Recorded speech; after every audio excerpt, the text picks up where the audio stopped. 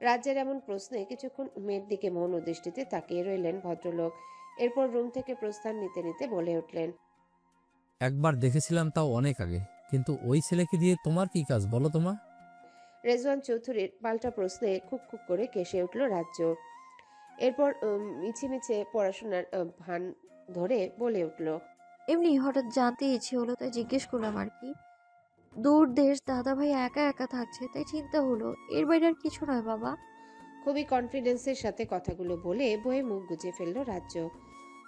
রেজওয়ান চৌধুরী এই বিষয়ে আর কোনো গুরুত্ব না দিয়ে নিজের কাজে চলে গেলেন। কিন্তু রাজ্যের খাওয়া দাওয়া ঘুম সব হারাম হয়ে গেল। সবসময় ওই চোখ দুটো আর মেসেজ দুটো দেখেই তার দিন রাত সমান তালে কেটে যাচ্ছে।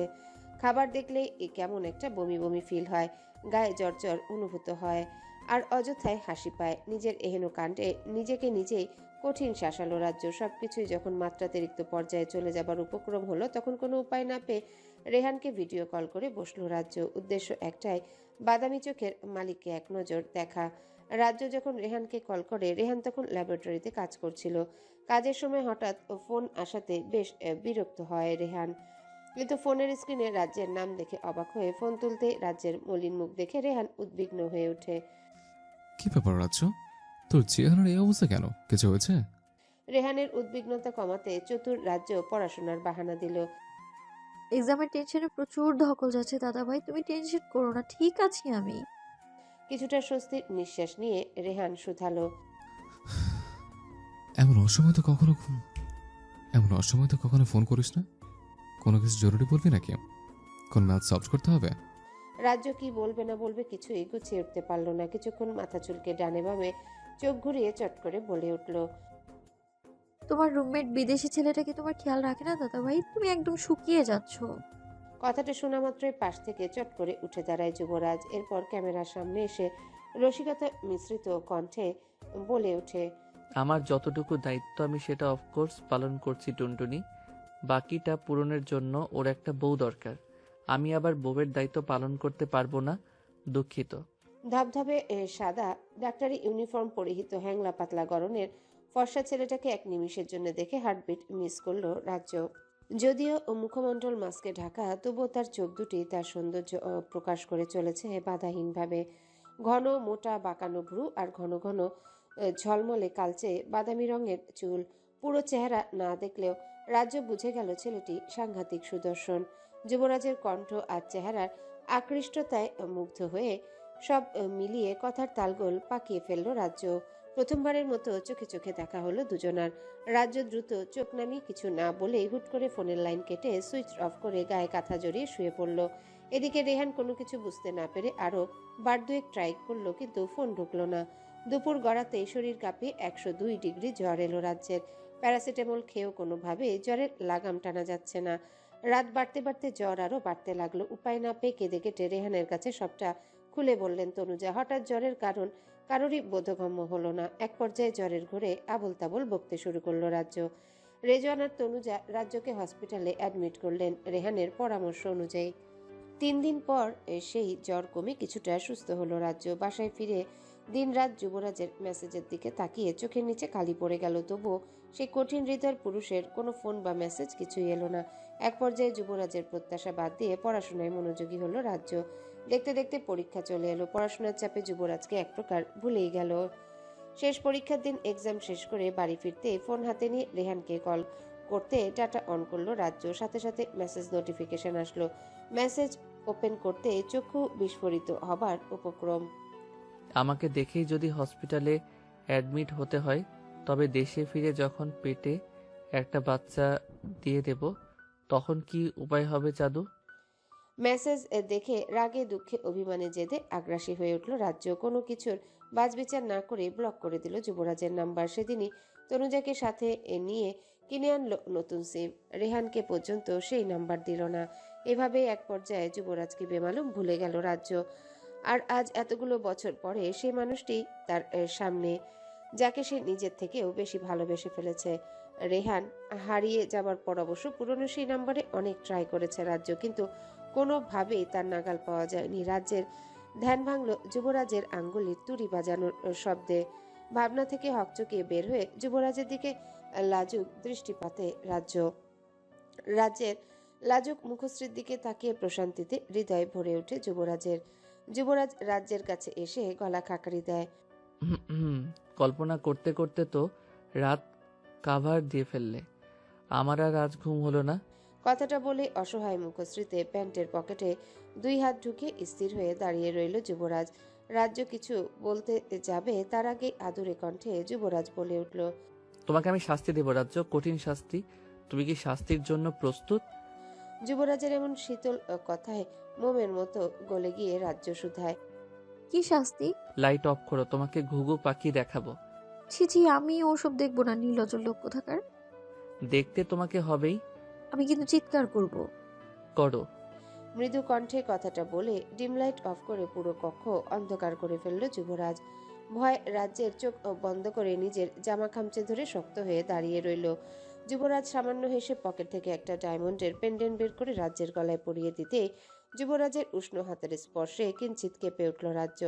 রাজ্যের কানের কাছে মাদকতা মিশ্রিত কণ্ঠে ফিসফিস করে যুবরাজ বলে উঠল, তোমাকে পাওয়ার বাসনার 8 বছর পূর্তি হলো আজ। তুমি শুধু আমার রাজ্য। তোমার উপর একমাত্র যুবরাজ শাহীদের দখলদারি ছাড়া আর কারো আধিপত্য চলবে না। তোমার ত্রিসীমানায় আমি একটা পিপিলিকার আগমন পর্যন্ত বরদাস্ত করব না।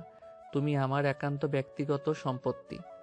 ভোরের আলো ফুটেছে আরো ঘন্টা 3 আগে। সূর্যের প্রখর তেজ নিয়ে চিলবিল করে রোদ উঠে পুরো পৃথিবী ঝলসে দেবার চেষ্টা করছে।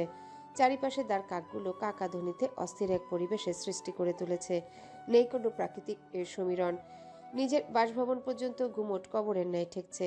এরকম অস্থির অস্বস্তিকর পরিস্থিতিতে নিজের কক্ষে উদাম গায়ে ইজি চেয়ারে বসে সমানে বিড়ি ফুঁকে চলেছে যুবরাজ। আজকাল কোনোভাবেই 2 চোখের পাতায় ঘুম ধরা দিচ্ছে না তার। চোখ বন্ধ করলেই অতীতের বিশ্রী কিছু স্মৃতি চোখের সামনে এসে চিৎকার করে চলেছে সমানে। অজানা ভয়ে বারবার হৃদয় কেঁপে উঠছে। সর্বদাই মনে হচ্ছে এই বুঝি ভালোবাসার কেউ হারিয়ে গেল। যেই দুঃসময় যুবরাজ পাড়ি দিয়ে পর্যন্ত এসেছে সেই সময়ের পুনরাবৃত্তি কি দ্বিতীয়বার হবে? সিগারেট পুড়ে কখন হাতের কাছে আগুন এসে ঠেকেছে ঠাহরি করতে পারেনি যুবরাজ। ভাবনায় মগ্ন থাকা যুবরাজ হঠাৎ তীক্ষ্ণ ব্যথায় আউট শব্দ করে উঠল। সিগারেটের টকটকে লাল অগ্নি তার মধ্যমা তর্জনী দুটো আঙ্গুলকে সযত্নে পুড়িয়ে দিয়েছে কয়েক সেকেন্ডের ব্যবধানে। মুহূর্তে অঙ্গুলি দুটি গোলাপি বর্ণ ধারণ করলো, সেই সাথে অস্বস্তিকর জ্বলুনি। অজানা হিংস্র রাগে মাথা ফেটে যাবার উপক্রম হলো যুবরাজে। দ্রুত হাতে সিগারেটের ফিল্টারগুলোকে অ্যাস্ট্রেতে ফেলে ইজি চেয়ার থেকে উঠে দাঁড়ালো যুবরাজ। বহুত হয়েছে চিন্তা ভাবনা, এবার শরীরের একটু একটু আরাম করা চাই। আর কতদিন এভাবে হাইড অ্যান্ড সিক খেলতে হবে কে জানে। তবে এতটুকু জানি, খুব শীঘ্রই তোমার সাথে দেখা হতে চলেছে মামু। কথাগুলো আপন মনে ভেবে এসির পাওয়ার কমিয়ে চোখে মুখে কাঁথা জড়িয়ে শুয়ে চোখ বন্ধ করলো যুবরাজ। চোখ বন্ধ করতে চোখের সামনে ধরা দিল রেহানের ঝুলন্ত বরফে পরিণত দেহ। জিপিএস ট্র্যাকারের নির্দেশ অনুযায়ী যুবরাজ শহরের অদূরে একটা জঙ্গলের ভেতরে প্রবেশ করে। শহর থেকে জঙ্গলটির দূরত্ব বেশি নয়, গাড়িতে গেলে খুব করে হলেও আধা ঘন্টা সময়ের মতো ব্যয় হয়। কিন্তু যুবরাজের পায়ে হেঁটে কোমর সমান বরফের স্তূপ পাড়ি দিয়ে জঙ্গলে পৌঁছাতে সময় লেগেছে 2 ঘন্টার মতো। আশেপাশে কিছুরই দিক নির্দেশনা অনুমান করা যাচ্ছে না। এদিকে হঠাৎই জিপিএস ট্র্যাকারটিও কাজ করা বন্ধ করে দেয়। হাড় হিম করা ঠান্ডা বাতাস, সাথে কোমর সমান বরফ। কোথায় আছিস রেহান তুই? আমি যে কোনোভাবে আর টিকে থাকতে পারছি না। আমি পৌঁছাতে পৌঁছাতে তুই বাঁচবি তো? নিজের এমন করুণ দশায় 2 চোখ ফেটে উপচে জল বেরিয়ে এলো যুবরাজের। বারবার ধৈর্য হারিয়ে যেতে লাগলো। শরীরটাও যেন আর সায় দিচ্ছে না। শক্তিহীন দুর্বল মানুষের মতো পা দুটো অসাড় হয়ে বারবার বরফে মুখ থুবড়ে পড়ে গেল যুবরাজ। বেদুইন যেমন একটু পানির আশায় হন্যে হয়ে মরিচিকার পেছনে ছুটে চলে মাইলের পর মাইল, যুবরাজের ঠিক সেই অবস্থা হলো। পায়ে সমস্ত শক্তি হারিয়ে শেষমেশ হামাগুড়ি দিয়ে চলতে চলতে খুঁজতে লাগলো রেহানের শেষ অস্তিত্ব। টানা 3 ঘন্টার অভিযানেও যখন রেহানের সন্ধান মিলল না, তখন চরম হতাশার ব্যর্থতায় 2 চোখ আপনা আপনি বন্ধ হয়ে এলো। কিন্তু চক্ষু বোঝার আগে অদূরে পরিত্যক্ত ফকফকে বরফে ঢাকা সাদা রঙের বাড়িটি যুবরাজের দৃষ্টি পরখ করতে ভুলল না। বাড়িটি দেখার সাথে সাথে যুবরাজের সারা শরীরে যেন বিদ্যুৎ তরঙ্গ খেলে গেল। নিমিষের ব্যবধানে সিংহের ন্যায় শক্তি এসে জমা হলো মাঝারি গড়নের শরীরটাতে। নিজের 2 হাতের পেশির শক্তির সহায়তায় গাছের মোটা মোটা দুটো ডাল ভেঙে তাতে ভর দিয়ে হেঁটে চলল সেই বাড়ির অভিমুখে। কিছুক্ষণের মধ্যে এর ডাল দুটোর সহায়তায় বাড়িটির ভেতরে প্রবেশের বরফ পরিষ্কার করে ভেতরে ঢুকে পড়ল যুবরাজ। আশেপাশে উদ্ভ্রান্তের ন্যায় দৃষ্টি বুলিয়ে দড়িতে উপর করে ঝুলিয়ে রাখা বরফ জমে সাদা হয়ে থাকা একজন মানুষের অবয়বের দিকে চোখ গেল। প্রথম দেখায় ভয় পেল, মনে সাহস সঞ্চার করে দ্রুতপদে সামনে এসে দাঁড়ালো। নিজের সমবয়সী একটা ছেলে, যার শরীরের গড়ন রেহানের মতো। যুবরাজ হাতের লাঠি ফেলে তৎক্ষণাৎ পায়ের বাঁধন আলগা করে ধীরে ধীরে নিচে নামালো। এরপর নিজের গায়ের মোটা পোশাক তার গায়ে জড়িয়ে চেহারার দিকে নজর দিতে আটকে উঠল। পুরোটা মুখ একদম ঝলসে কালো হয়ে গিয়েছে, কিছু কিছু জায়গা থেকে তেল ঝরে বরফে জমে রয়েছে, চোখগুলো পুড়ে কুঁচকে রয়েছে। এমন বিভৎস দৃশ্য চোখের সামনে দেখে ফুপিয়ে কেঁদে উঠল যুবরাজ। এরপর নিজের চোখের গড়িয়ে পড়া জলগুলোকে না মুছে ছেলেটার বাম হাত চেপে ধরল। কবজির কাছের বার্টমার্ক স্পষ্ট বলে দিচ্ছে এটা রেহান। রেহানের সারা শরীর বরফে আচ্ছাদিত, মনে হচ্ছে তাকে কোনো ডোম ঘরের রেফ্রিজারেটর থেকে সদ্য বের করা হয়েছে। যুবরাজ তার মনের আশা হারালো না তবুও। তুই কখনোই এভাবে মরতে পারিস না। আমি মরতে দেব না তোকে। তোকে আমি প্রতিশ্রুতি দিয়েছিলাম তোর সবকিছু জিম্মিদার আমি। তবে কেন তুই মৃত্যু পথযাত্রী? যুবরাজ প্রথম ভাবল রেহান হয়তো বেঁচেই নেই। এরপরেও মন মানতে চাইল না। হাতের পালস চেক করতে হু হু করে ডুকরে চিৎকার করে কেঁদে উঠল যুবরাজ। কথা আছে না, রাখে আল্লাহ মারেকে। যুবরাজ যেন নতুন করে রেহানকে বাঁচানোর সুযোগ পেল। রেহান বেঁচে আছে। হ্যাঁ, রেহান বেঁচে আছে। তার পালস রেট খুবই ক্ষীণ গতিতে চলছে, তবুও সে বেঁচে আছে। রেহানের দেহে প্রাণ আছে, এটাই যুবরাজের জন্য অনেক কিছু। নিজের গায়ে শার্ট দিয়ে কোনোভাবে নিজের সাথে বেঁধে নিয়ে নিজের পিঠে তুলে নিল রেহানকে। নিজের সম উচ্চতার একজন শক্ত সামর্থ্য যুবককে পিঠে তুলতে বেশ বেগ পেতে হলো যুবরাজকে। তবুও যেখানে জীবন মৃত্যুর মাঝখানে অবস্থান, সেখানে মৃত্যুর আগে জীবন বাঁচানোর চেষ্টা করতে দোষ কোথায়? রেহানকে নিয়ে কোথায় যাবে, কি করবে, কিছুই ভেবে পেল না যুবরাজ। একজন জেল পলাতক ক্রিমিনাল এই কঠিন অপরিচিত শহরে এক সেকেন্ডও টিকতে পারবে না। কিন্তু একটা ভালো হসপিটালে নিয়ে রেহানকে এমার্জেন্সি ট্রিটমেন্ট করাতে হবে। এক সেকেন্ড বিলম্ব করার মতো সময় আর অবশিষ্ট নেই। চারিপাশে যখন ঘন অন্ধকার আর হতাশা যুবরাজকে গ্রাস করলো, তখন সবশেষে শেষ আশ্রয়স্থল হিসেবে যুবরাজের মাথায় মেগানের নাম এলো। যুবরাজ যেন তার চোখের সামনে আলোকিত ভোর দেখতে পেল। রেহানকে নিয়ে দুই লাঠিতে ভর দিয়ে কচ্ছপের গতিতে হেঁটে চলল মেগানের বাড়ির উদ্দেশ্যে। সেখানে পৌঁছাতে পৌঁছাতে প্রায় ভোর হবার উপক্রম হলো। জ্যাকব গ্যাব্রিয়েলের প্রকাণ্ড বাড়ির সামনে এসে আরও কুলকিনারা হারা হলো যুবরাজ। বরফে চারপাশ এমনভাবে সবকিছু ঢেকে আছে, বাড়ির ভেতরে ঢুকবার কোনো অবস্থাই নেই। রেহানকে নিয়ে কোনোভাবেই ভেতরে প্রবেশ করা সম্ভব নয়। কি করব এখন আমি? চারিপাশে দৃষ্টি বুলাতেই তুষারে আচ্ছাদিত একটা বড় গাড়ি দেখতে পেল যুবরাজ। দ্রুত সেই গাড়ির কাছে গিয়ে কনুই দিয়ে গাড়ির কাচ ভেঙে ভেতর থেকে লক খুলে সেই গাড়ির ভেতরে রেহানকে পরম যত্নে শুইয়ে দিল। পরিস্থিতি তোকে আর আমাকে কোথায় এনে দাঁড় করিয়েছে দেখেছিস? কখনো কি ভেবেছিলি আমাকে বন্ধু হিসেবে পেতে গিয়ে তোকে এমন নিষ্ঠুর নিয়তির সম্মুখীন হতে হবে? নির্জীবের মতো পড়ে থাকা রেহানের পক্ষ থেকে কোনো জবাব আসে না। নিজের কুৎসিত মন্দ ভাগ্যের উপর উপহাস করে কপাল চাপড়ে গাড়ির দরজা বন্ধ করে বাইরে বেরিয়ে এলো যুবরাজ। রেহানকে তুষারে আচ্ছাদিত গাড়ির ভেতর শুইয়ে রেখে বাইরের ওয়ালের সাথে থাকা স্টিলের ড্রেন পাইপ পরিষ্কার করতে বেয়ে দোতলায় উঠে গেল যুবরাজ। খোলা বেলকনি ডিঙিয়ে বাসার ভিতরে প্রবেশ করতে চারিপাশ কেমন ভয়ানক ঠেকতে লাগলো। ঝা চকচকে বিশাল বড় বাড়ি, কিন্তু মানুষের কোনো কোলাহল নেই। যুবরাজ জানে জ্যাকব গ্যাব্রিয়েল ছাড়া মেগান মেয়েটির আর কেউ নেই। নিকটাত্মীয় বলতে এক চাচা রয়েছে, সে সুইজারল্যান্ডে বাস করে। এত বড় বাড়িতে মেয়েটি একা একা কিভাবে বাস করছে? মেয়েটিকে পুরোপুরি একা করে দেবার জন্য কি সত্যি আমি দায়ী? নানান অসহ্য ভাবনা ভাবতে ভাবতে প্রতিটা কক্ষে গিয়ে মেগানকে খুঁজে হতাশ হলো যুবরাজ। আশেপাশে ঘুরে পুরো বাড়িতে কারো সন্ধান না পেয়ে একটা বদ্ধ রুমের সামনে আসতে থমকে দাঁড়ালো যুবরাজ। ভেতর থেকে মৃদু গোঙানির আওয়াজ আসছে। দরজায় ধাক্কা দিতেই মনে হলো ভেতর থেকে লাগানো। তবুও যুবরাজ নব ঘুরিয়ে ডেকে উঠল, Megan, it's doctor Yuvi, can you hear me? যুবরাজের কণ্ঠ পেয়ে মৃত্যু পথযাত্রী মেগানের বুকের ছাতি ফেটে কান্না এলো, কিন্তু চোখের জল সব অনেক আগেই শুকিয়ে গিয়েছে। সে এতটাই নিরুপায় হয়ে গিয়েছে যে কান্না করে নিজের দুঃখ পর্যন্ত নিজের পছন্দের মানুষের সাথে শেয়ার করতে পারবে না। ধীরে ধীরে মেগানের গোঙানির আওয়াজ বাড়ল। Is she alright? আকস্মিক চিন্তায় দ্বিতীয় দফায় ধক করে উঠল যুবরাজের বুক। চারিপাশ খুঁজে হতবুদ্ধি হয়ে নিজের সর্বশক্তি খাটিয়ে দরজা ভাঙার চেষ্টা করলো সে। যখন শক্তিতে আর কুলালো না, তখন ডাইনিং রুমে গিয়ে চেয়ার এনে সজোরে একের পর এক বাড়ি দিতে লাগলো। ওক কাঠের চেয়ারটি কিছুক্ষণ পরে ভেঙে চূর্ণ বিচূর্ণ হলো, সেই সাথে খুলে গেল দরজা। দরজা খুলে বিব্রস্ত রক্তাক্ত মেগানকে দেখে শিউরে উঠল যুবরাজ। ধপ করে হাঁটু মুড়ে জ্ঞান শূন্য জড়বস্তুর ন্যায় মেগানের সামনে বসে পড়ল যুবরাজ। এই কাকে দেখছে সে? সেই মোমের মতো তুলতুলে নিখোঁজ চেহারার মেগান আর এই রক্তাক্ত বিভৎস মেগানের আকাশ পাতাল ফারাক কিছু একটা দিয়ে মেয়েটাকে ঢেকে দেবার ভাবনা পর্যন্ত যুবরাজের মস্তিষ্কে এলো না। ওইভাবে মাথা নিচু করে নীরবে অশ্রু বিসর্জন দিতে লাগলো যুবরাজ। কিছু সময় অতিবাহিত হবার পর মেগান তার রক্তাক্ত আঁচড় আর কামড়ের দাগযুক্ত কাপা কাপা শীর্ণ হাতে যুবরাজের হাত চেপে ধরে ঘুমিয়ে উঠল। তার মুখে জিভটা পর্যন্ত কামড়ে ছিঁড়ে নিয়েছে শেরহাম। কিয়ৎক্ষণ পার হতে যুবরাজ অশ্রুসিক্ত নয়নে ব্যথিত কণ্ঠে শুধালো। Who did this? যুবরাজের উরুতে কাপা আঙ্গুলের স্পর্শে কলমহীন কালির মতো ধীরে ধীরে সময় নিয়ে ইশারা আঁকলো। সেই ইশারা টের পেয়ে যুবরাজ বিস্ফোরিত অশ্রুযুক্ত নয়নে নিভু নিভু কণ্ঠে বলে উঠল। ডক্টর ফাইয়াজ। মেগান কিঞ্চিত মাথা দুলিয়ে সায় জানিয়ে ফ্লোরে উপর হয়ে মুখ থুবড়ে পড়ে রইল। একটা প্রাণ এমন মৃত্যু যন্ত্রণা নিয়ে আর কতক্ষণ বাঁচবে? যুবরাজ নিজের জ্ঞান ফিরে একটা চাদর দিয়ে ঝটপট মেগানকে মুড়িয়ে নিজের বাহু ডোরে আবদ্ধ করলো। মেগান তার ক্ষতবিক্ষত আঙ্গুলি দ্বারা আরো কিছু ইশারা আঁকলো। I love you, Dr. Yuvi. And that was my big offense to Dr. Fayaz. He raped me. He has finished me to give you the greatest pain. মেগানের আঙ্গুলের প্রতিটা স্পর্শে লিখিত শব্দ নিমিষের ব্যবধানে বুঝতে পেরে চিৎকার করে কেঁদে উঠল যুবরাজ। মেগান আরো কিছু লিখতে চাইল, কিন্তু ধিকে ধিকে প্রাণে আর কতক্ষণ চলা যায়। তবু শেষবারের মতো যুবরাজের বুকে আঙ্গুল উঁচিয়ে লিখল। Will you hug me once, Dr. Yuvi?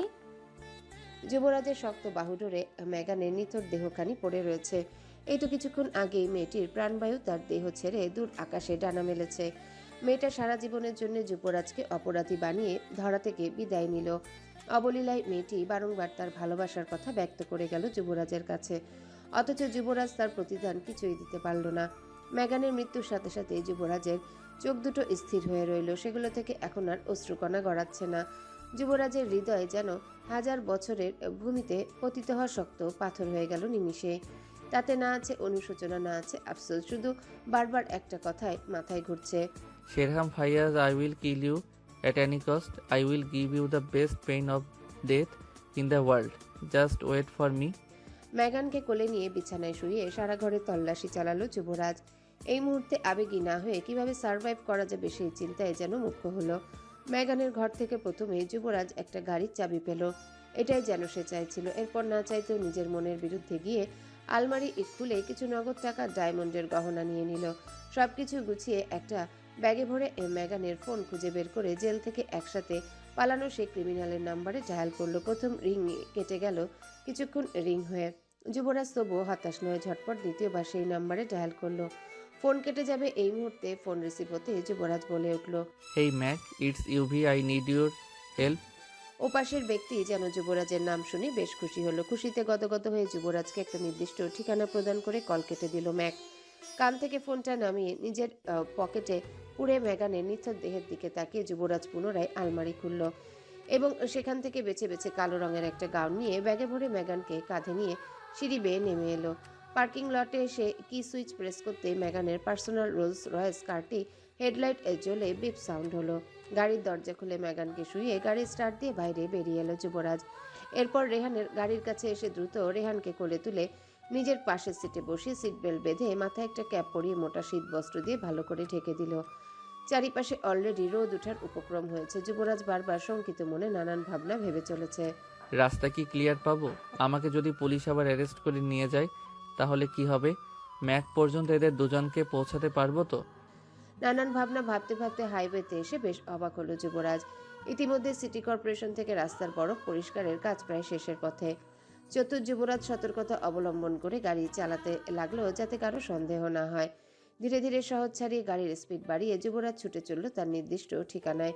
গন্তব্য পোর্ট নিউ ইয়র্ক। এদিকে হঠাৎই রেহানের শ্বাসকষ্ট হতে লাগলো। যুবরাজ জানে এই মুহূর্তে কি করতে হবে, কিন্তু তার কাছে কোনো ব্যবস্থা নেবার অবস্থায় নেই। যুবরাজ গাড়ির স্পিড আরো বাড়িয়ে দিল। যে করেই হোক রেহানকে বাঁচাতেই হবে। রেহান না বাঁচলে যুবরাজ নিজেও হাডসন নদীতে ঝাঁপ দিয়ে নিজের এই কুৎসিত দুর্দশা আর হতাশাগ্রস্ত জীবন থেকে মুক্তি নেবে। এই কঠিন ভাবনা ভাবতে ভাবতে অসহায় করুণ চোখে রেহানের দিকে দৃষ্টি দিল। রেহানের অবস্থা ধীরে ধীরে আরো খারাপের দিকে যাচ্ছে। সবকিছুই যেন যুবরাজের হাতের বাইরে। এরই মাঝে ম্যাকের কল এলো। ঝটপট ফোন রিসিভ করতে ম্যাক বলে উঠল। যুবরাজ কোনো প্রত্যুত্তর না করে ফোন রেখে সকল ট্রাফিক সিগন্যাল ব্রেক করে পোর্টে প্রবেশ করতে ম্যাকের লোকজন যুবরাজকে গাড়িসহ জাহাজের ভেতর ঢুকিয়ে দেবার ইশারা করলো। এদিকে জাহাজ হুইসেল বাজিয়ে পোর্ট থেকে যাত্রা করার প্রস্তুতি নিয়ে ফেলেছে। যুবরাজ তাদের নির্দেশ ফলো করে স্কেলেটর চেপে নিজের জীবনের মায়া না করে এক প্রকার জাম্প করে জাহাজে উঠতে সক্ষম হলো। ম্যাকের লোকজনের সহায়তায় দ্রুততার সহিত রেহানকে ধরে একটা বেডে চিৎ করে শোয়ানো হলো। এরপর যুবরাজ দুই হাতের সহিত রেহানের বুকে প্রেস করতে লাগলো। প্রেস করতে করতে হিম শীতল পরিবেশে যুবরাজের ঘাম ছুটে গেল, তবুও রেহানের কোনো অবস্থার উন্নতি হলো না। আমি কি কোনোভাবেই তবে তোকে বাঁচাতে পারবো না রেহান? এতদূর পর্যন্ত এসে তবে কি কোনো লাভই হলো না?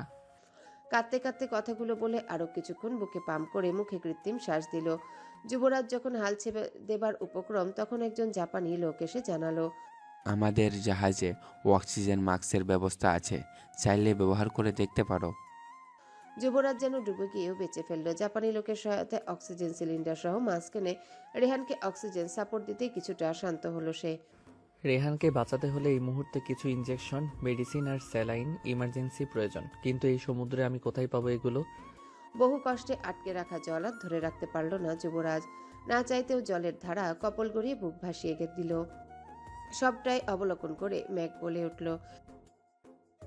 ম্যাকের কথা যুবরাজের অবিশ্বাস্য মনে হলো, তবুও একটু আশায় যুবরাজ জানালো রেহানকে বাঁচাতে এই মুহূর্তে কি কি লাগবে। কিছুক্ষণ বাদে জাহাজের আশেপাশে হেলিকপ্টার দেখে ভয়ে সিটিয়ে গেল যুবরাজ। একজন মার্ডারের আসামিকে নিউ ইয়র্ক পুলিশ পাতাল থেকে হলেও বের করে আনবে। রেহানের অবস্থা সংকটাপন্ন, এদিকে মেগানের ফিউনারেল বাকি রয়ে গেছে। এই অবস্থায় আমাকে পুলিশ ধরে নিয়ে গেলে এই দুটো মানুষের কি উপায় হবে? এরই মাঝে দৌড়ে এলো ম্যাক। ম্যাকের উদ্বিগ্নতা দেখে যুবরাজ ভয়ে কেঁদে দেবার উপক্রম হলো, কিন্তু ম্যাক তার পিঠে চাপড় দিয়ে বলল, a good news for you. সুসংবাদের কথা শুনে যুবরাজের বুকের পাথর যেন কিছুটা সরল। ম্যাক জানালো, এখান থেকে 3 মাইল দূরেই একটা ক্রুজ শিপ রয়েছে, যেখানে অসুস্থ পেশেন্ট বা নাবিকদের চিকিৎসা দেওয়া হয়। এই হেলিকপ্টারে করে তুমি সেখানে পৌঁছে যাও। আমার জাহাজের একজন লোক যাবে তোমার সাথে। আমি সব কিছুর ব্যবস্থা করে দেব। Please don't panic. রেহানকে রেডি করতে করতে যুবরাজের অসহায় চোখে ম্যাকের দিকে তাকিয়ে বলে ওঠে, মেয়েটা আমার জন্য প্রাণ হারিয়েছে, আমি নিজে দাঁড়িয়ে থেকে তার ফিউনারেল করতে চাই। ম্যাক ব্যথিত বদনে যুবরাজের হাত ধরে বলে উঠল, ডোন্ট ওয়ারি, জাহাজের রেফ্রিজারেটরে আমি যত্নের সাহায্যে তার দেহ রক্ষণ করব। একটা পবিত্র আত্মাকে ফিউনারেল ছাড়া বিদায় দিতে আমিও সমর্থন করি না।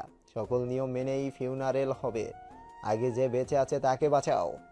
ম্যাককে থ্যাঙ্কস জানিয়ে রেহানকে হেলিকপ্টারে তুলে যুবরাজ শেষবারের মতো মেগানের ফ্যাকাশে মুখখানা দেখে সিক্ত কণ্ঠে বলে উঠল, we will meet again. I will do your funeral by myself. Please don't be angry. কথাগুলো বলতে বলতে যুবরাজের গলা ধরে এলো। বারবার মেয়েটার সুন্দর মিষ্টি হাসি মাখা মুখশ্রী চোখের সামনে ভেসে উঠছে। বড় বড় নীল চোখের পাপড়ি ঝাপটানো আর ধীর কণ্ঠে নম্রভাবে কথা বলার ধরন, সব মিলিয়ে যুবরাজের মন বেদনার নীল কষ্টে বিষিয়ে উঠল। তোমার প্রতি আমার সাময়িক ভালো লাগা ছিল মেগান গ্যাব্রিয়েলা। সেই ভালো লাগা থেকে বাকি অসাধু পুরুষদের মতো সামান্য ফ্লার্টিং করার ইচ্ছেও জেগেছিল। কিন্তু বিশ্বাস করো, তোমার মায়াবী মুখশ্রী দেখে আমার বিবেক আমাকে বাধা দিয়েছে। আমি নিজেকে কঠিন শাসনে বেঁধে নিয়েছিলাম। কখনো তোমাকে নিয়ে বাজে কোনো চিন্তা পর্যন্ত করিনি। অথচ আমাকে ভালোবাসার অপরাধে কঠিন দণ্ডে দণ্ডিত হলে তুমি ভুল মানুষকে ভালোবেসেছিলে মেগান। I am sorry. গাল বেয়ে গড়িয়ে পড়া জলগুলোকে আঙ্গুলের সহায়তায় মুছে ম্যাকের সহায়তায় জাহাজের নিচের একটা ফ্রিজের ড্রয়ারে কাপড়ে মুড়িয়ে নাকে তুলো গুজে মেগানকে কাপা হাতে ভরে দরজা লাগিয়ে উপরে উঠে এলো যুবরাজ।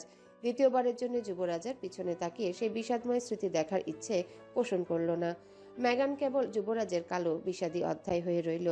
বিশাল বড় মেডিকেল ক্রুজ শিপটিতে সব ধরনের মেডিকেল ইকুইপমেন্টে পরিপূর্ণ।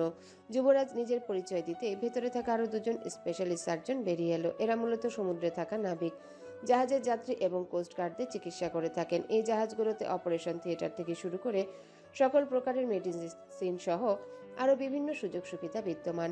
রায়াফের সমস্ত শারীরিক কন্ডিশন সেই ডাক্তার দুটোকে খুলে বলল যুবরাজ। সেই অনুযায়ী তারা রায়াফকে চিকিৎসা দিতে ব্যতিব্যস্ত হলো। প্রথমে রায়াফের হার্ট পালস রেড পজিশনে আনার জন্য সিপিআর দেওয়া হলো। বারবার লুব্রিকেন্ট লাগিয়ে শক দেবার পরেও রায়াফের অবস্থার কোনো উন্নতি হলো না। এদিকে যুবরাজ হার্টের ব্লাড ফ্লো বাড়ানোর জন্য বিভিন্ন ধরনের ইনজেকশন দিয়ে সবকিছু আয়ত্তে আনার চেষ্টা করছে। লাস্টবারের মতো একজন সহযোগী ডক্টর সিপিআর দিতে রায়াফের নিভু নিভু প্রাণ প্রদীপ কিছুটা সচল হলো। যদিও ঠিকভাবে শ্বাস প্রশ্বাস নিতে সক্ষম হলো না রেহান। পাশে থাকা একজন প্রবীণ ডক্টর যুবরাজের কাঁধ চাপড়ে বলে উঠল, দেখুন ডক্টর ইউভি, আপনি নিজেই একজন হার্ট স্পেশালিস্ট। আপনাকে সব কিছু বুঝিয়ে বলার কোনো বিষয় নেই। তবুও আমার কেন জানি মনে হচ্ছে ওনাকে লাইফ সাপোর্টে রাখা প্রয়োজন। ওনার সিচুয়েশন কেমন যেন আমার ভালো লাগছে না। আর ওনার চেহারায় যেই অবস্থা, তাতে আমার মনে হয় না উনি সারভাইভ করতে পারবে। আর তাছাড়া ওনাকে এভাবে রাখাও যাবে না। তাই আমার মনে হয় ওনাকে লাইফ সাপোর্টে রেখে ওনার শারীরিক কন্ডিশনের রিপোর্ট করে তারপর ট্রিটমেন্ট করা উচিত। আদৌ উনি ব্রেন ডেড কিনা সেটাও জানা জরুরি। অতিরিক্ত ঠান্ডায় তার রক্তনালী সংকুচিত হয়ে হার্টে ঠিকভাবে ব্লাড ফ্লো হতে পারছে না। এখন যদি করোনারি অ্যাটারি ব্লক হয়, উনি হার্ট অ্যাটাক করবে। ডক্টরের বলা কথাগুলো যুবরাজ মন দিয়ে ভেবে কিছুক্ষণ চিন্তা করলো। এরপর আহত কণ্ঠে বলে উঠল, ডক্টর রেহান যে সিচুয়েশন থেকে প্রাণ নিয়ে ফিরেছে, সেই সিচুয়েশনে কারো বেঁচে থাকা পসিবল নয় ডক্টর। ও বাঁচবে। ওকে বাঁচাতে আমি সব কিছু করতে প্রস্তুত আছি। আপনি ওর ট্রিটমেন্টের ব্যবস্থা করুন, ওকে লাইফ সাপোর্ট দিন। ও কখনোই ব্রেন ডেথ নয়। একটানা 7 ঘন্টা ঘুমানোর পর শেহরামের হঠাৎ করে ডক্টর রেহানের কথা মনে পড়ল। চট করে শোয়া থেকে উঠে মনে মনে বলে উঠল, আরে শালাকে না মেরে চলে এসেছি, একবার কি দেখে আসবে নাকি বেঁচে আছে নাকি মরে গেছে। রেহানের কাছে যাবার জন্য ঝটপট রেডি হয়ে নিচে নেমে এলো শেহরাম। ড্রয়িং রুমে বসে বসে সুবহান শেখ দুপুরের খাবারের প্রস্তুতি নিচ্ছেন আর টিভি দেখছেন। এই অসময়ে কোথাও যাচ্ছ নাকি? যুবরাজকে একটা বড় ধাক্কা দিতে যাচ্ছি পপস। অ্যান্টনির সাথে ভালো করে কথা বলেছো? যুবরাজ কি কোনোভাবে বেল নিতে পারবে? না, যুবরাজকে আজীবন জেলে পচেই মরতে হবে। তুমি চিন্তা করো না, আমি সব সামলে নেব। চিন্তা কি আর সাধে করি? তোমার দাদুর সম্পত্তির 50% যুবরাজের মা নবনীতাকে দিয়ে গেছে। একমাত্র ছেলে হিসেবে যুবরাজই সবকিছুর মালিক হবে, এটাই স্বাভাবিক। যুবরাজ বেঁচে না থাকলে তবেই তুমি রাজত্ব করতে পারবে, সাদাফের সম্পত্তি পর্যন্ত হাতাতে পারবে। যুবরাজের অস্তিত্ব আমি মাটির সাথে মিশিয়ে দেব বাবা, প্লিজ অযথা চিন্তা করো না। হঠাৎই টিভির ইংলিশ চ্যানেলের খবরে চোখ আটকে গেল বাবা ছেলের। Doctor Yuvi export from jail. দিনের ঝলমলে আলো গড়িয়ে ধীরে ধীরে দিগন্তে মিলিয়ে যাচ্ছে। একটু আগের মৃদু তাপ বিলিয়ে দেওয়া সূর্যটা টকটকে লাল বর্ণ ধারণ করে পশ্চিম আকাশে সমুদ্রের কোল ঘেঁষে বিলীন হবার জন্য প্রস্তুতি নিচ্ছে। ধীরে ধীরে বাড়ছে শীতের প্রকোপ। ভূ উপরি ভাগের তুলনায় মাঝ সমুদ্রের শীতের মাত্রা যদিও কিছুটা কম। বিশাল সমুদ্রের নীল জলরাশির বুক চিরে ধীরে ধীরে ছুটে চলেছে সাদা রঙের 6 তলা বিশিষ্ট ক্রুজ শিপটি। চারিপাশে শুধু জল আর জলের সমারোহ। দৃষ্টির সীমানায় সমুদ্রের কোনো কুল কিনারা দেখা যাচ্ছে না। শিপটি আপন মনে তার গন্তব্যে ছুটে চলেছে বিরামহীনভাবে। এই শিপের গন্তব্যের শেষ কোথায় যুবরাজ জানে না। যুবরাজ শুধু জানে যে কোনো মূল্যে রেহানকে সুস্থ করে বাংলাদেশে ফিরিয়ে নিয়ে যেতে হবে। কারণ রেহানের এরূপ নিঃস্রংস অবস্থার সাথে কোনো না কোনোভাবে সে ওতপ্রোতভাবে জড়িত। জাহাজের ওপেন ডেকের বারান্দায় রেলিংয়ে 2 হাত ভাঁজ করে তার উপর থুতনির ভর দিয়ে জাহাজের চারিপাশ জুড়ে উড়ে চলা সিগালের দিকে এক মনে তাকিয়ে আছে যুবরাজ। সেই সাথে নিজের মনের সাথে চলছে নানান জল্পনা কল্পনা। গোধূলি লগ্নের শিশিরে বাতাসে যুবরাজের ঝলমলে ছোট করে এক ছাটা চুলগুলো কিছুটা ওড়াউড়ি করছে। সেই সাথে পতপত করে উড়ে চলেছে গায়ের সাদা রঙের পাতলা শার্ট আর তার কলার। এই অল্প কদিনে যুবরাজের মুখের মসৃণ ত্বকে মলিনতা জেঁকে বসেছে। যে গাল দুটো ক্লিন শেভে চকচকে ধুতি ছড়াতো, সেই গাল দুটো খোঁচা খোঁচা দাড়িতে ভরে গিয়ে যুবরাজের বয়স আরো 2 ধাপ বাড়িয়ে দিয়েছে। আয়নায় নিজেকে দেখে নিজেরই চিনতে বড্ড কষ্ট হয় তার। মুহূর্তের ব্যবধানে গন্তব্যহীন নাবিকের ন্যায় তার জীবনের রূপরেখা মোড় নিয়েছে। ভাগ্যই তাকে এখন সবকিছু নির্ধারণ করে দেবে, কেননা তার নিজের হাতে এখন আর তার ভাগ্য নেই। যুবরাজ তার গভীর বাদামি দৃষ্টি মেলে ধীরে ধীরে সমুদ্রের অতলে তলিয়ে যাওয়া সূর্যের টিমটিমে আলো দেখছে আর শ্লেষমাত্মক হাসছে। নানান ঝড়ঝাপটায় পেরিয়ে গিয়েছে 15টি দিন। আমাকে না পেয়ে পাপা আর মা কি খুব বেশি ভেঙে পড়বে? আমার কি একবার তাদের সাথে যোগাযোগ করা উচিত? কিন্তু কিভাবে যোগাযোগের মাধ্যম খুঁজে পাবো এই মাঝ সমুদ্রে? যদি পাপা কোনোভাবে আমার জেল হওয়া বা পালিয়ে যাবার নিউজ শুনতে পায় তখন কি হবে? আমার এক্সপ্লেনেশন ওনার বিশ্বাস হবে তো? আজকাল নিজের জীবন যুবরাজের কাছে খুব দুর্বিষহ ঠেকছে। সামান্য ভাবলে চোখের দুকুল ছাপিয়ে অশ্রুরা এসে হানা দেয়। চিৎকার করে কান্না করতে খুব ইচ্ছা করে, কিন্তু ছেলে মানুষের এত ফ্যাচ ফ্যাচ কান্না কি মানায়? এরকম জীবন তো তার কাম্য ছিল না। তবে চারিপাশ থেকে হতাশা আর বিধির ভয় কেন তাকে গুড়িয়ে দিচ্ছে বারংবার। নিজের জীবনের সমীকরণ কিছুতে মেলাতে পারছে না যুবরাজ। তার মনে হচ্ছে সে যদি এই সিগালগুলোর মতো বাধাহীন স্বাধীনভাবে চলতে পারত তবে কতই না ভালো হতো। কিন্তু এখন কি আর তা সম্ভব? সে তো এখন আর কোনো ডাক্তার ফাক্তার নয়। সে তো এখন জেল পলাতক খুনের ওয়ান্টেড আসামি। এতক্ষণে নিশ্চয়ই পুরো নিউ ইয়র্ক জুড়ে আমার জেল থেকে পালানোর খবর ফলা হয়ে গিয়েছে। পুলিশ বোধহয় হন্যে হয়ে আমাকে খুঁজছে। অবশ্যই টিভিতে সংবাদ মাধ্যমগুলো রসিয়ে রসিয়ে আমাকে জড়িয়ে খুব বিশ্রী খবর প্রচার করে চলছে সমানে। আর শেরহাম, সে কি আমার পালানোর খবর জানতে পেরেছে? কিসের এত শত্রুতা আমার সাথে তার? সে তো আমার আপন মামাতো ভাই। আর ভাবতে পারে না যুবরাজ। লম্বা হাতযুক্ত শার্টের কাপ দিয়ে চোখের জল মুছে পুনরায় জাহাজের প্রোপেলার এর ঘূর্ণনে দ্বিভাগ হয়ে যাওয়া ঢেউয়ের দিকে দৃষ্টি বুলায়। ডক্টর ইউভি, আপনার বন্ধুর শ্বাস প্রশ্বাস স্বাভাবিক হয়েছে। Please come with me. বিদেশি ক্রুজ ডাক্তারের কথা কর্ণপাত হতেই যুবরাজ যেন কথা বলার ভাষা হারিয়ে ফেলল। নির্বাক হয়ে শূন্যে দৃষ্টিতে ডক্টরের দিকে কিছুক্ষণ তাকিয়ে বোঝার চেষ্টা করলো সে যা শুনেছে সেটা ঠিক কিনা। যুবরাজের মুখের অবয়ব দেখে ডক্টর নিকোলাস মৃদু হাসলেন। এরপর যুবরাজের কাজ চাপড়ে বলে উঠলেন, don't worry, he will recover soon. যুবরাজকে চোখের ইশারায় তাগাদা দিয়ে ডক্টর নিকোলাস প্রস্থান নিলেন। যুবরাজ নিজেকে ধাতস্থ করে ডক্টরের পিছু পিছু আইসিইউ রুমের দিকে দ্রুত পদে অগ্রসর হলো। লাইফ সাপোর্টের সকল মেশিন, অক্সিজেন মাস্ক আরও যাবতীয় যন্ত্রপাতি খুলে নর্মাল একটা কেবিনে শিফট করা হলো রেহানকে। যুবরাজের ধারণায় সত্যি হয়েছে।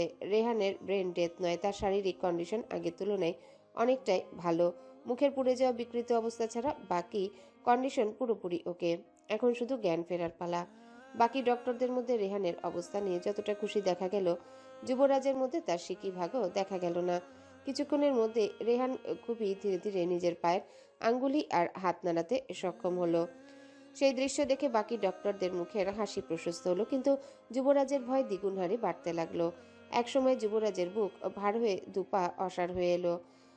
বলহীন মানুষের মতো পাশে থাকা চেয়ারে ধপ করে বসে পড়ল Yuvraj. Doctor Yuvi, are you okay? নার্সের চিকন সুরের উদ্বিগ্ন আওয়াজ যুবরাজের কর্ণকুহরে পৌঁছালো না। শুধু রেহানের কথা ভেবে চলেছে। রেহান, তুই তোর এই অবস্থা সহ্য করতে পারবি তো? নিজের নিখুঁত সুদর্শন চেহারা হারিয়ে নিজেকে কিভাবে ধরে রাখবি তুই? আমি তোকে সামলাতে পারবো তো? যুবরাজের মনের ভয় প্রবীণ ডক্টর নিকোলাস সহজেই বুঝে গেল।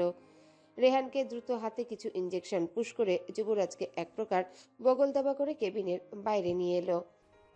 ডক্টর ইউভি, ডোন্ট ওয়ারি, এখন এসব কোনো চিন্তারই বিষয় নয়। আজকাল চিকিৎসা বিজ্ঞান অনেকটা এগিয়ে গিয়েছে। গডের কাছে প্রে করুন, সে জানে বেঁচে আছে। চেহারা সে তো চাইলেই পরিবর্তন করা যায়। ডক্টর নিকোলাসের স্মিত হাসিযুক্ত মুখের দিকে তাকিয়ে যুবরাজ বলে উঠল, যখন সে সুস্থ ছিল সে একজন সুদর্শন পুরুষ ছিল। আজ তার চেহারা কুৎসিত অঙ্গারের ন্যায়। এটা সে কিভাবে মানবে ডক্টর? যুবরাজের হতাশা কমাতে ডক্টর নিকোলাস নিজের ওয়ালেট বের করে তার থেকে একটা কার্ড বের করে যুবরাজের হাতে দিল। He is my friend and also a plastic surgeon. শারীরিক পুনর্গঠন বা রূপ বর্ধক তার বা হাতের খেল। শুধু আমার পরিচয় দেবে, আর কিচ্ছু লাগবে না। I am sure you will not be disappointed. Doctor নিকোলাসের হাত থেকে কার্ডটা নিয়ে যুবরাজ কিছুক্ষণ উল্টে পাল্টে দেখলো। এরপর চকচকে চোখে ডক্টরের দিকে তাকিয়ে অধিক উচ্ছ্বাসের সহিত বলে উঠল, thank you doctor, thank you. I am responsible for his condition. আমি কোনোভাবেই তার এই অবস্থা মেনে নিতে পারছি না। বারবার নিজেকে চরম দোষী মনে হচ্ছে। আমি তার হতাশা আর বিষাদগ্রস্ত হীনমন্যতায় ভোগা চেহারা কখনোই সহ্য করতে পারবো না। তাকে খুশি রাখার জন্য আমি সবকিছু করতে রাজি আছি ডক্টর। ডক্টর নিকোলাস যুবরাজকে আশ্বস্ত করে কেবিনে ঢুকে গেলেন।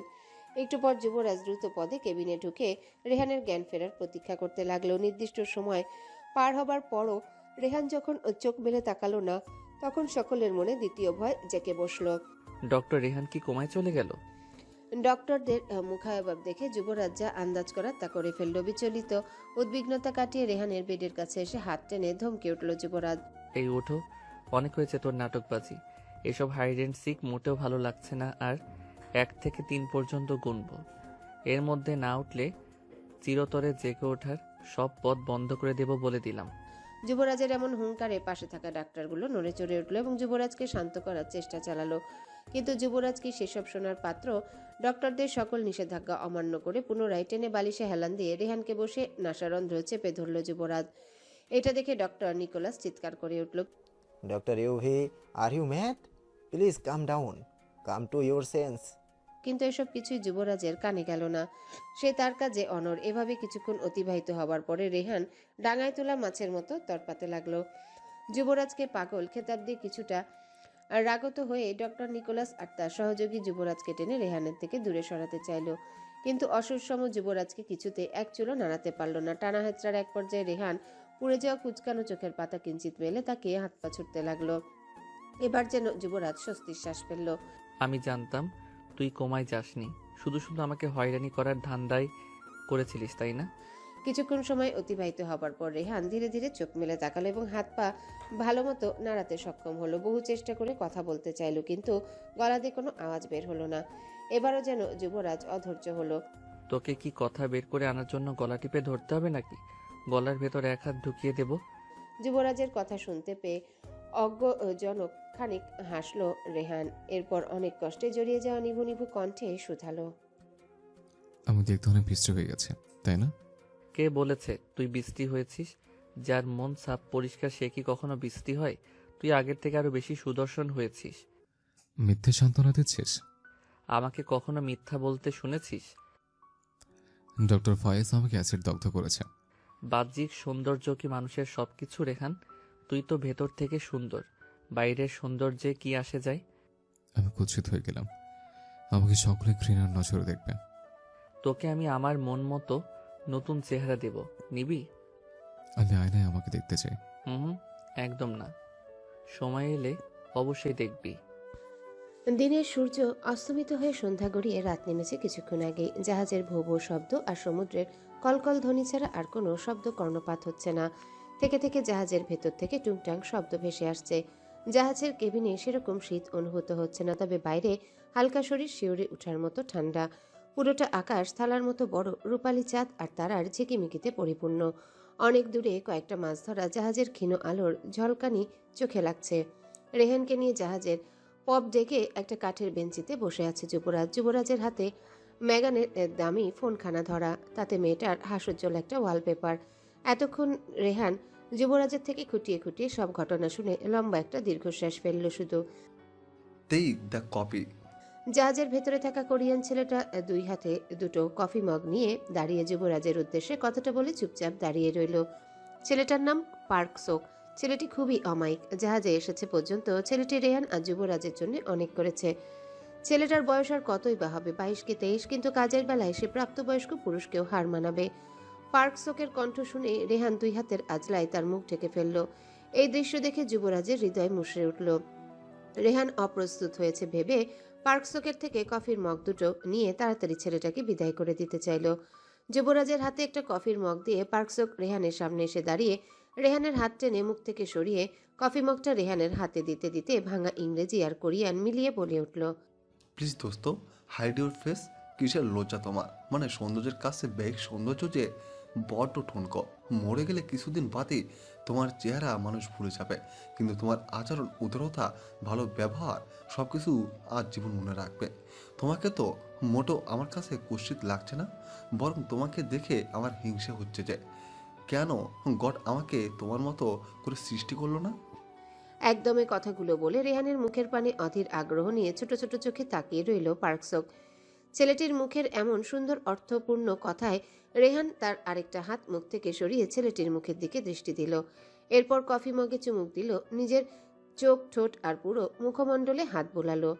আফসোসের সুর নিয়ে রেহান ধীর কণ্ঠে বলে উঠল, আমার ঝল ছাড়াও মোটা বিকৃত যে ঠোঁট দুটো দেখতে পাচ্ছ, এটা মোটা আমার ছিল না।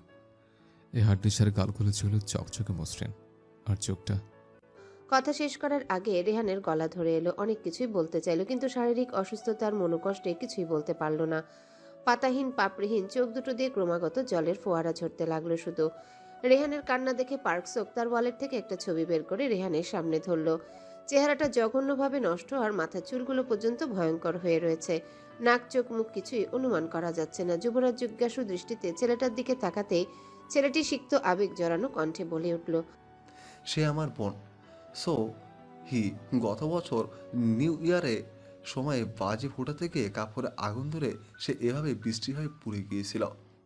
আমার পরিবার অত্যন্ত দরিদ্র, এজন্য আমরা তাকে ভালো করে চিকিৎসা করতে পারিনি, কিন্তু আমরা সৃষ্টিকর্তার কাছে প্রার্থনা করেছিলাম যেন অলৌকিকভাবে সে ভালো হয়ে ওঠে। কিন্তু দরিদ্র মানুষের কপালে কি আর এত ভালো হয়?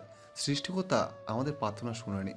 এবার জাহাজে আসার আগে আমার বোন এই দুনিয়া ত্যাগ করেছে, কিন্তু আমি আমার পরিবার কেউ তাকে আজও ভুলতে পারেনি, কারণ সে মনের দিক থেকে ছিল সৎ, ভালো, উদার, আর তার হৃদয় ছিল মানুষকে নির্ধারণ ভালোবেসে যাবার মতো পরিপূর্ণ। আমরা সবসময় চাইতাম তার চেহারা বিকৃত হয়েছে তো কি হয়েছে, তবুও সে বেঁচে থাক, কিন্তু সে থাকেনি। কথাগুলো বলতে বলতে ছেলেটি হু হু করে কেঁদে উঠল। ছেলেটির কান্নায় যুবরাজের চোখ ভিজে উঠল। দ্রুত হাতে নিজের চোখ মুছে ছেলেটিকে সান্ত্বনার বাণী ছুড়ে আপাতত শান্ত করতে চাইল। সাগরের গর্জনে আর শূন্য নীল আকাশে পার্কসোক আর রেহানের কান্না মিলেমিশে বিলীন হয়ে গেল নিমিষে। শুধু সাক্ষী হিসেবে রেখে দিল দূর আকাশে চাঁদ আর যুবরাজকে। মাসখানিক গড়িয়ে গিয়েছে, যুবরাজের কোনো খোঁজ পাত্তা নেই। শেরাম তার ঢাকার বাড়িতে এসে পুরো শহর চষে বেরিয়েছে, যুবরাজকে খুঁজে চলেছে। নিজের টাকার পাওয়ার খাটিয়ে বিমানবন্দরে পর্যন্ত খোঁজ নিয়েছে। যুবরাজের ছবি দেখিয়ে মানুষ লাগিয়ে খোঁজা হয়েছে শহর থেকে গ্রামান্তরে, কিন্তু ফলাফল শূন্য। নিজের গায়ের কোট রাগের তোড়ে মেঝেতে আছাড় মেরে হুইস্কির বোতল নিয়ে ইজি চেয়ারে হেলান দিয়ে বসে পড়ল শেরহাম। হুইস্কির বোতলের ক্যাপ খুলে সেগুলো ঢকঢক করে গলায় চালান দিয়ে নিজের চুল টেনে ধরে চোখ বন্ধ করে ভাবতে লাগলো, আমাকে ডস দিয়ে তুই বড্ড ভুল করে ফেললি স্কাউন্ডেল। পাতাল থেকে হলেও তোকে খুঁজে বের করবো আমি। তুই আমার আজকের শিকার নোস। যেদিন তোর জন্ম হয়েছে না চাইতো সেদিন থেকেই তুই আমার শিকার হয়েছিস। তোকে বারবার শেষ করতে চেয়েও করতে পারছি না। এই ব্যর্থতা এত সহজে আমি মানব না। আরো কিছু ধীর কণ্ঠে বিড়বিড় করতে করতে ঘুমের কোলে ঢলে পড়ল শেরহাম। অনেক চোর পুলিশ খেলেছে সে, এবার একটু বিশ্রাম প্রয়োজন, খুব ক্লান্ত লাগছে খুব। কিন্তু চাইলে কি সুখনিদ্রায় ডুব দেওয়া যায়? যার জন্মই শয়তানের আতুর ঘরে, তার আবার শান্তি কিসের? শেরহাম ঘুমে তলানির সাথে সাথে পকেটে থাকা ফোনটি বিকট শব্দে বাজতে লাগলো।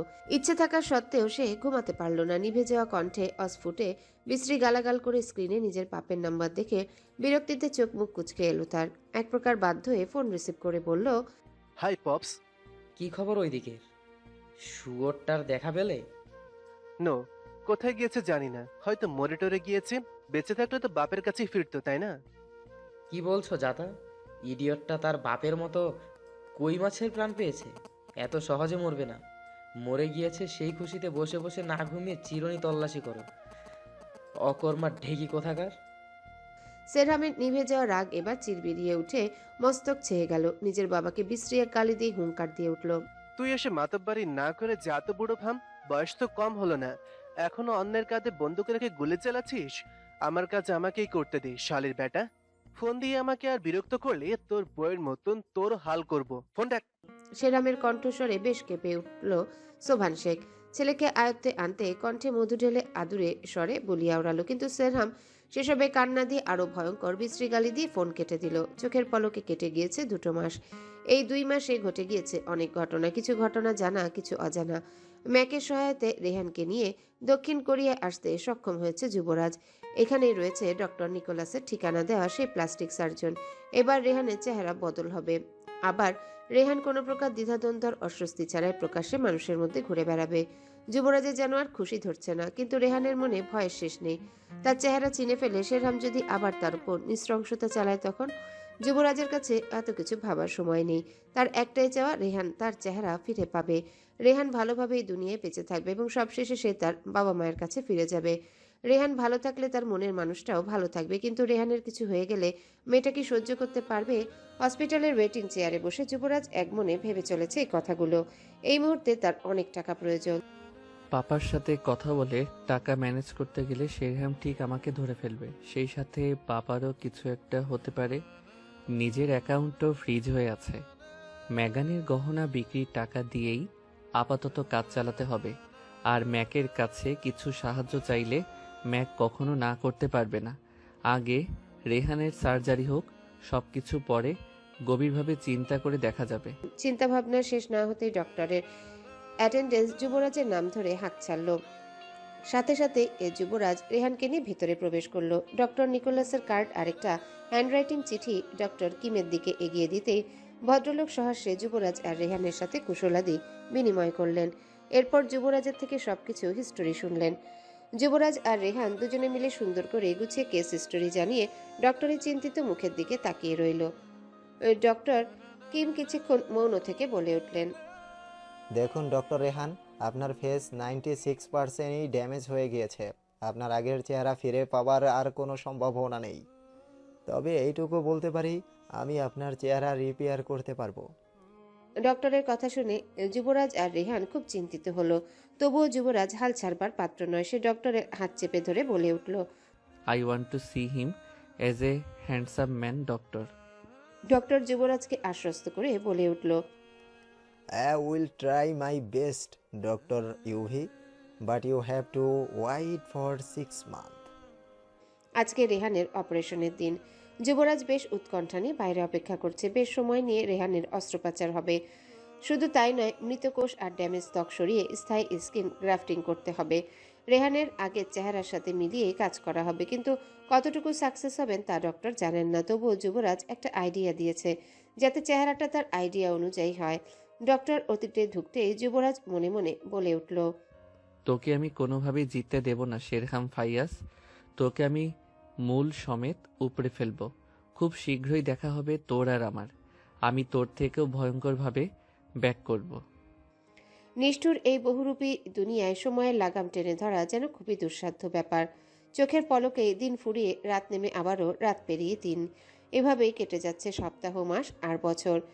সময়ের ঘূর্ণিবাঁকে প্রত্যেকের জীবন থেকে কোনো কিছু বুঝে উঠবার আগেই হারিয়ে গেছে 7টি মাস।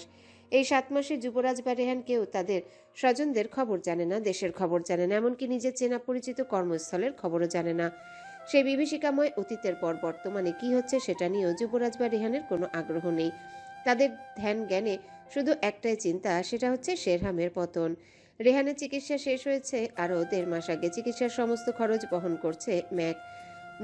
মোটেও এমনি এমনি দেয়নি, এর জন্য যুবরাজকে দিতে হয়েছে চূড়ান্ত মূল্য। কিন্তু যুবরাজ ম্যাকের মূল্য চুকাতে নির্দ্বিধায় সমস্ত চুক্তি মেনেই অন্ধকার পথে পা বাড়িয়েছে। যেই রেহান যুবরাজের জন্য নিজের সর্বস্ব খোয়াতে বসেছিল, সেই রেহানের জন্য যুবরাজ নিজের অর্ধেকটা উৎসর্গ করবে না, তা কি করে হয়? 2020 এপ্রিলে 14 দক্ষিণ কোরিয়াতে চলছে বসন্তকাল। গাছে গাছে নানান ধরনের ফুল ফুটে পুরো শহরকে করেছে ফুলের রাজ্য। এর মধ্যে যে ফুলটি মানুষকে সবচেয়ে বেশি আকৃষ্ট করছে সেটা হলো চেরি বা সাকুরা। এই ফুল ফুটাকে কেন্দ্র করে শহর জুড়ে চলছে বিভিন্ন হলিডেজ আর উৎসব। রেহানকে নিয়ে যুবরাজ আজকে প্রথমবারের মতো শহর দেখতে বেরিয়েছে। বিভিন্ন চাপে আর নিজেদের দেশে ফেরার সবকিছু গুছাতে গুছাতে অনায়াসে পেরিয়ে গিয়েছে এতগুলো দিন। আর রেহানের প্লাস্টিক সার্জারির পর কিছু কঠিন নির্দেশনা ছিল হসপিটালের পক্ষ থেকে, যার জন্য সুযোগ হলেও রেহান বাইরে বের হতে পারেনি। গায়ে একটা ব্ল্যাক হুডি জড়িয়ে তার সাথে ব্ল্যাক জিন্স পরে যুবরাজের সাথে বাইরে বেরিয়ে এলো রেহান। রাস্তায় আনমনে হাঁটতে হাঁটতে যুবরাজের দিকে সামান্য দৃষ্টি বুলালো সে। এই যুবরাজ আর আগের যুবরাজের মধ্যে আকাশ পাতাল তফাৎ লাগছে তার কাছে। যুবরাজের ছোট করে কাটা চুলগুলো এখন মাফিয়াদের মতো ঘাড়ে এসে নেমেছে। কালো রঙের চুলের পরিবর্তে সেগুলো ডার্ক ব্রাউন রঙে ল্যাপটানো হয়েছে। হাত, গলা আর বুক জুড়ে হিংস্র সব ট্যাটু। পোশাক থেকে শুরু করে আচরণেও এসেছে আমূল পরিবর্তন। যুবরাজের চোখের দিকে তাকালেই কেমন বুক টিপটিপে একটা অনুভূতি হয়। চোখ দুটো এখন আর আগের মতো মায়া ভরা নেই, তাতে সবসময় ক্রূর শকুনি দৃষ্টি পরিলক্ষিত হয়। কি দেখছিস আমাকে এমন করে? গম্ভীর মোটা গলার অদ্ভুত প্রশ্নে খানিকটা অপ্রস্তুত হলো রেহান। কি বলবে না বলবে ভেবে পেল না, কিন্তু যুবরাজ উত্তর না পেয়ে আবারও ধমকের সুরে একই প্রশ্ন করলো। কি হলো, শুনতে পাসনি? কি দেখছিলে এইভাবে? তোকে ইদানিং খুব অদ্ভুত ভয়ঙ্কর লাগে, আর সবসময় কেমন যেন একটা অনুভূতি হয়। খানিকটা নিচু গলায় কথাটা বলে দ্রুত পা চালিয়ে যুবরাজকে পেছনে ফেলে সামনের দিকে অগ্রসর হলো রেহান। রেহান চলে যেতে রাস্তার পাশে একটা শপিং মলের গ্লাসের দেয়ালে নিজেকে একবার পরখ করে নিল যুবরাজ। এরপর নিজের উপর অবজ্ঞাজনক হাসলো। তুই ঠিকই বলেছিস, আমি আসলেই ভয়ঙ্কর হয়ে গিয়েছি। আগে এই হাতে মানুষের প্রাণ বাঁচত, আর এখন প্রাণ যায়। তফাৎ এইটুকুই, কারো ভয়ে আদমরা হয়ে বেঁচে থাকার চাইতে নিজেকে ভয়ঙ্করভাবে গড়ে তুলে তাকে ভয় দেখানোর মাঝেই নিজের জীবনের চরম সার্থকতা। এটা তোর মতো নরম মনের মানুষকে কে বোঝাতে যাবে বল? 7 মাস ধরে যুবরাজের কোনো খবর না পেয়ে সাদাফ শাহির আর সামিনার অবস্থা পাগল প্রায়। এত বড় একটা ছেলে হঠাৎ কোথায় হারিয়ে গেল এটা কারোরই বোধগম্য হচ্ছে না। শেষ পর্যন্ত কোনো উপায় না পেয়ে সাদাফ শাহির ইচ্ছে না থাকা সত্ত্বেও সুভান শেখের কাছে বেশ কয়েকবার ধর্ণা দিয়েছেন। সুভান শেখ তাকে খুশি হবার মতো কোনো খবর দিতে পারেননি, উল্টো নানান আজে বাজে কথা শুনিয়ে দিয়েছেন। এদিকে সামিনার অবস্থা মৃতপ্রায়। একমাত্র ছেলের চিন্তায় খাওয়া দাওয়া বাদ দিয়ে বিছানায় শয্যা নিয়েছেন তিনি। যদিও দুইবার শেরহাম এসে সাদাফ শাহিরকে মিথ্যে সান্ত্বনা দিয়ে গিয়েছে, কিন্তু সাদাফ শাহির ছেলের চিন্তায় হসপিটালে ভর্তির উপক্রম। ভালোবাসার স্ত্রীকে হারিয়ে একমাত্র ছেলেটাকে আঁকড়ে ধরে এতদিন কোনো মতে বেঁচেছিলেন তিনি। এখন সেই ছেলের কোনো খোঁজ মিলছে না। এটা কি কোনো সাধারণ ব্যাপার নাকি?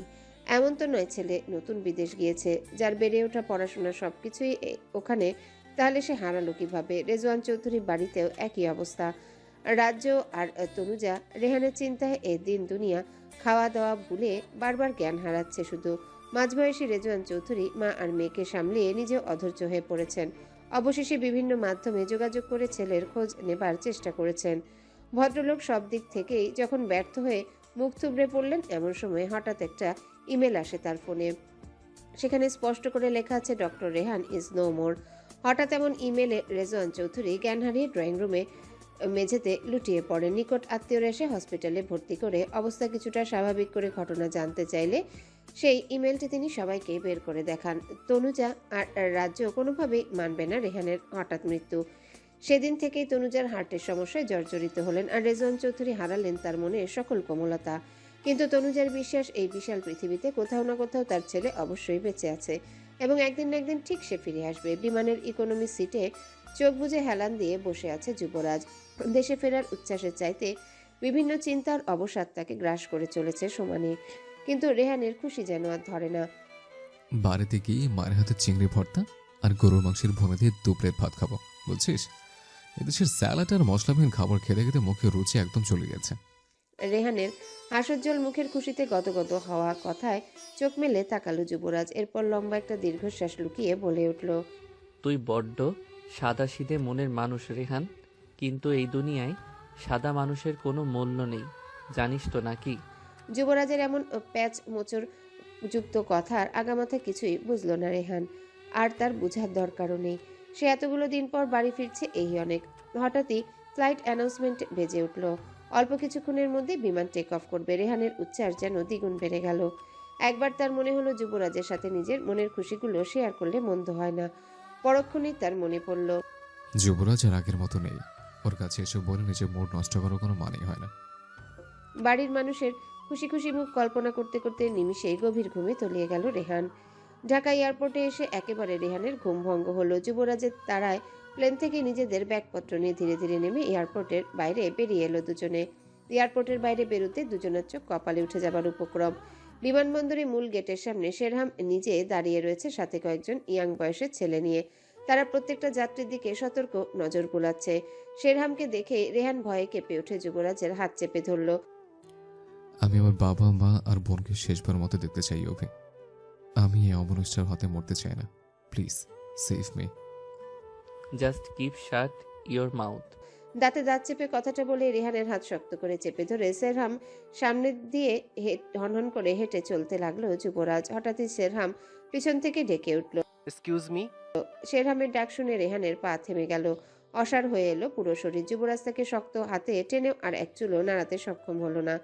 এদিকে শেরহাম 1 পা 2 পা করে তাদের সামনে এসে দাঁড়ালো।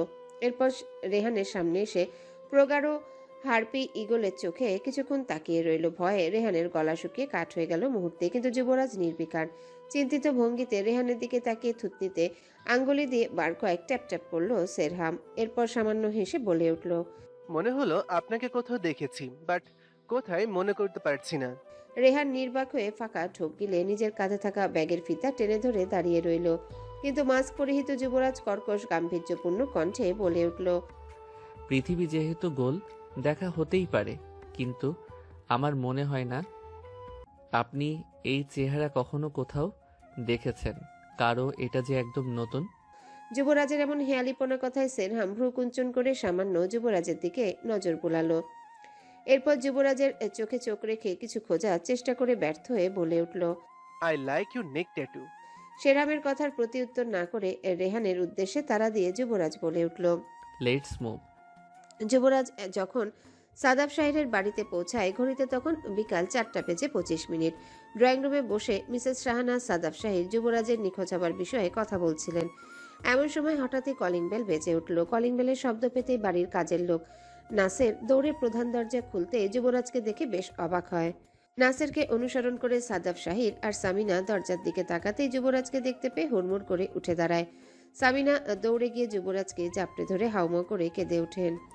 এতদিন কোথায় ছিলি বাবা? কত জায়গায় তোকে খুঁজেছি, কোথাও তোর কোনো খোঁজ খবর পাইনি। আর তোর চেহারার এই অবস্থা কেন? শরীরে এসব কি এঁকেছিস? কেন এঁকেছিস?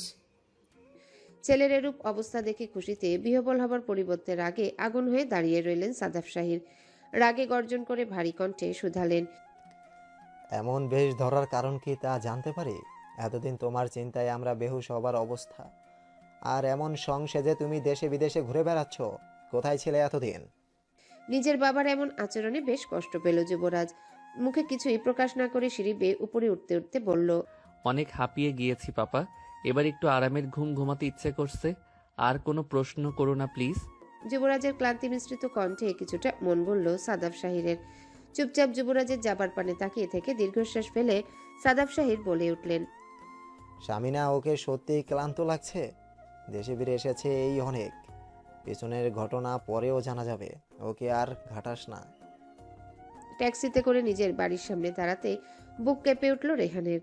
বাড়িটার প্রধান ফটকে বিশাল বড় বড় দুটি তালা ঝুলছে। নিজের চেরোচেনা বাড়িটি এমন তালাবদ্ধ দেখে হু হু করে বুক কেঁপে চোখ জলে ভরে উঠল। কত আশা নিয়ে সে এখানে এসেছে, আর এখানে কেউ নেই। বাড়ি ছেড়ে বাবা মা যাবে কোথায়? আর এইভাবে বড় বড় তালা ঝুলেছে কোন কারণে? আশেপাশে তাকে একজন মানুষের দেখা পেয়ে সিক্ত কণ্ঠে রেহান শুধায়, এটা রেজন চৌধুরী বাড়ি না? ওনারা কি বাড়িতে নেই? এরকম বড় বড় তালা ঝুলে ওনারা কোথায় গেছে বলতে পারেন? লোকটি পায়ের গতি স্লথ করে রেহানের সামনে দাঁড়িয়ে বলে উঠল, ওনাদের ছেলে বিদেশের ডক্টর ছিল। কয়েক মাস আগে হঠাৎ তারা জানতে পেরেছে ছেলেটি মারা গিয়েছে। এরপর তাদের পরিবার অনেক ভেঙে পড়ে। রেজন চৌধুরী একা হাতে তার পরিবার সামলাতে পারছিল না। এজন্য ওনারা এখানকার বাড়ি বিক্রি করে দিয়ে ওনাদের কোনো এক আত্মীয়র বাড়ির কাছে চলে গিয়েছেন। আহারে বেচারা, ছেলে হারিয়ে অনেক ভেঙে পড়েছেন। কথাগুলো বলতে বলতে লোকটি দ্রুত প্রস্থান নিলেন। হাঁটু মুড়ে বসে রেহান শুধু লোকটির যাবার পানে তাকিয়ে তাকিয়ে নীরবে অশ্রু বিসর্জন দিল। আমি বেঁচে আছি বাবা, তোমাদের ছেলে বেঁচে আছে। কত স্বপ্ন নিয়ে দেশে ফিরে এলাম, কিন্তু তোমাদের খুশি এনে দিতে পারলাম না। বেদাতা আমাকে ব্যর্থ করে দিয়েছে সব দিক থেকে। কতক্ষণ এভাবে পেরিয়ে গেছে রেহান জানে না। হঠাৎ পরিচিত কণ্ঠস্বরে মাথা উপরে তুলে তাকায়। রাত হয়ে গিয়েছে, চলো আমার সাথে। ঘোলাটে পরিস্থিতি স্বাভাবিক হতে একটু সময় তো লাগবেই, তাই না?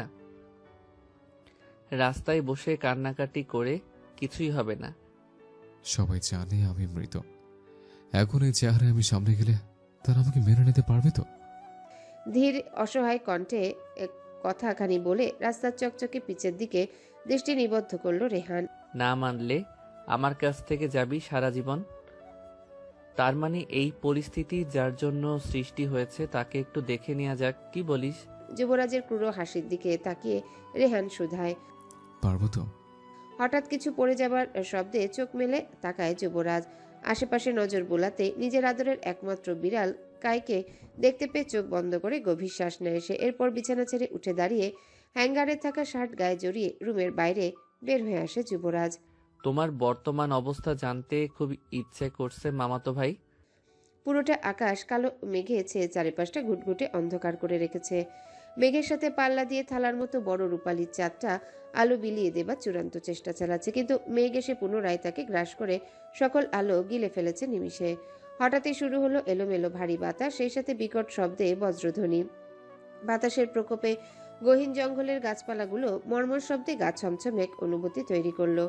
সেই বাতাসের তাণ্ডবে গাছের ডালে থাকা নিশাচর প্রাণীগুলো সামান্য নড়ে চড়ে উঠল এবং চারিপাশে সতর্ক দৃষ্টি বুলিয়ে ভয়ঙ্কর শব্দ করতে করতে ঝাঁকে ঝাঁকে শিকার খুঁজতে কালো ডানা মেলে নিজ নিজ গন্তব্যে ছুটে চলল। এমন ভয়ঙ্কর উগ্র আবহাওয়াতে পরিত্যক্ত বাড়িটার সামনে নিজের ব্র্যান্ডেড গাড়ির সাথে হেলান দিয়ে দুই পায়ে ক্রস স্টাইলে দাঁড়িয়ে সমানে বিড়ি ফুঁকে চলেছে যুবরাজ। মুখে তার ক্রূর হাসি, সেই সাথে ভয়ঙ্কর শিকারী দৃষ্টি। কিছু সময় এভাবে অতিবাহিত হবার পর সিগারেটের ফিল্টার পায়ে পিষে আঙ্গুলের ডগায় চাবিছড়া টিকে ঘুরাতে ঘুরাতে শীষ বাজিয়ে বাড়ির অভিমুখে পা ফেলতে লাগলো।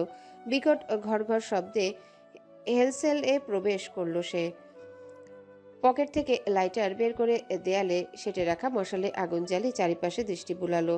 মুখে তার পরিতৃপ্তির হাসি। উটকো দুর্গন্ধযুক্ত কক্ষ মশালের আলোয় আলোকিত হতেই যুবরাজের মুখের হাসি প্রশস্ত হতে লাগলো। সকল নিস্তব্ধতা ভেঙে হো হো শব্দ তুলে পাগলের ন্যায় সাহসায় হাসতে লাগলো যুবরাজ। এরপর বহু কষ্টে নিজের সেই হাসি বন্ধ করে গলা সর্বোচ্চ তেজ ঢেলে ডেকে উঠল। হ্যালো বন্ধুরা, পরবর্তী পার্ট খুব তাড়াতাড়ি আসবে, তো সবাই অপেক্ষায় থাকো। আর চ্যানেলটি যারা এখনো সাবস্ক্রাইব করোনি তারা পরবর্তী পার্ট দেখার জন্য চ্যানেলটি সাবস্ক্রাইব করে রেখো। ধন্যবাদ সবাইকে, আমাদের সাথেই থেকো।